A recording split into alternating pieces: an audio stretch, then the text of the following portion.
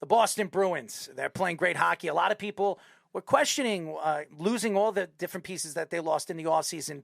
Patrice Bergeron retires, and everybody says, oh, this first line's not going to be as dominant. Well, the first line is still pretty dominant.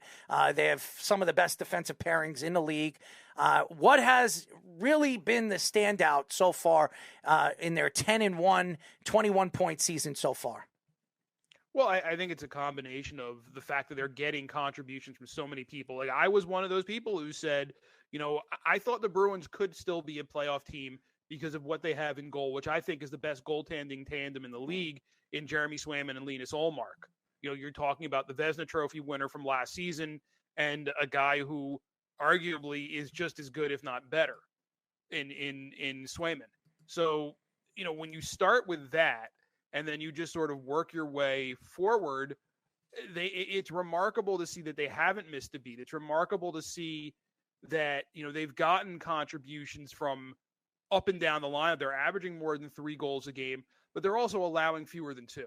If you can play to that level and it doesn't look like anything can shake them from that, they're going to have a chance to be a very good team. I think at the end of the day, they're probably not going to win the division. I think they're off to a great start now, and that's fantastic for them.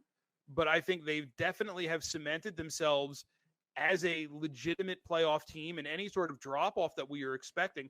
Look, they could finish 40 points worse from where they were last season and still be about a 95-point team. So that tells you the season they had last year. Now, you take Bergeron, you take Krejci out of that lineup, assuming Marchand and Pasternak and Coyle and McAvoy, when he gets back from suspension, stay healthy, assuming the goaltending stays healthy. I don't know if they're the best team in that division over 82 games, but they certainly have the looks of a playoff team and a team that, will have as much of an opportunity to go deep in the playoffs this season as they did last season. The Ottawa Senators, who have a very good young team, I thought they were going to be a lot better than they are right now. I know it's early. They did win tonight. They did beat Toronto. Not surprised, because they always play well against Toronto. The battle of Ontario over there.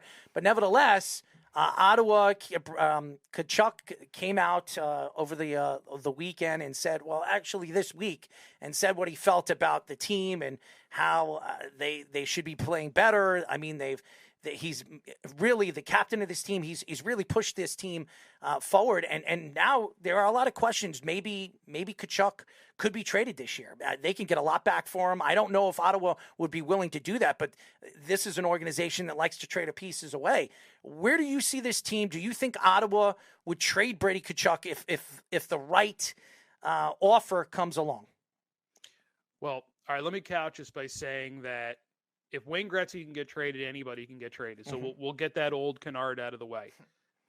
I do not envision any scenario where the Ottawa Senators consider trading Brady Tkachuk under any circumstances, barring an offer, of McDavid and Draisaitl. Really? I think he's that important to who they are and what they're building there and the future they have. And look, they did win tonight, and that's great. They are struggling right now. The expectations were for them to be far higher up the standings than they are right now. They're 8th place in the Atlantic. The expectations were they would be not just competing for a playoff spot, they would be competing for a top 3 spot in that division. They are not there. They've already fired their general manager. They're missing Shane Pinto, who they kind of expected would be a top 6 guy for them for at least the first 41 games of the season because of the sports wagering suspension. They're missing 3 of their top 6 defensemen.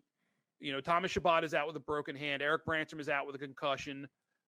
They've had a lot of injuries to deal with. They've had some, they fired their general manager. Pierre Dorian was let go. And he's a guy that built that group. There's a lot of respect for him in that room. And now he's gone. So there is some turmoil and some upheaval there that needs to be addressed. But I just think we're 11 games into an 82-game season. Nobody's clinching a playoff spot tomorrow. Nobody's being eliminated from the playoffs tomorrow. They're 1 game under 500. I wouldn't just write the Ottawa Senators off quite yet and just, assume they're going to miss the playoffs again.